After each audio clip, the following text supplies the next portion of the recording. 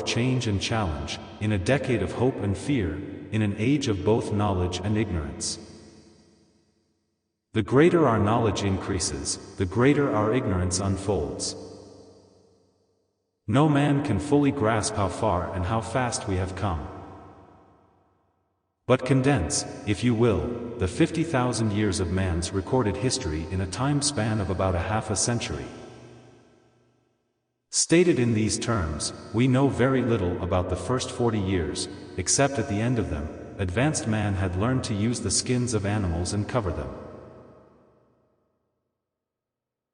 Then about 10 years ago, under this standard, man emerged from his caves to construct other kinds of shelter. Only 5 years ago, man learned to write and use a car with wheels. Christianity began less than 2 years ago. The printing press came this year. And then less than 2 months ago, during this whole 50-year span of Robloxian history, the steam engine provided a new source of power. RASA blocks explored the meaning of gravity.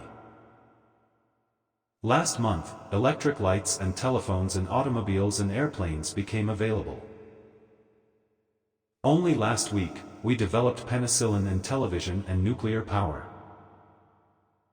This is a breathtaking pace, and such a pace cannot help but create new ails as it dispels old. So it is not surprising that some would have us stay where we are a little longer, to rest, to wait.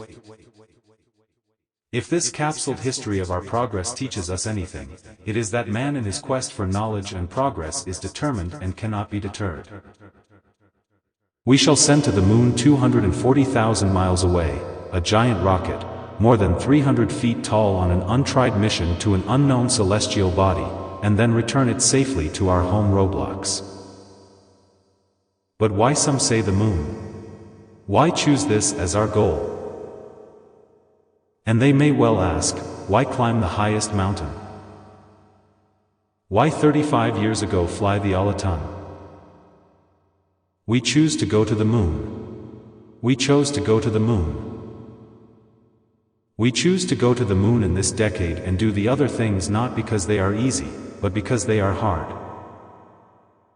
Because that goal will serve to organize and measure the best of our energies and skills, because that challenge is one that we're willing to accept.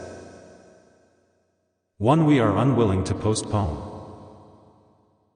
And therefore, as we set sail, we ask Unknown's blessing on the most hazardous and dangerous and greatest adventure that man has ever gone.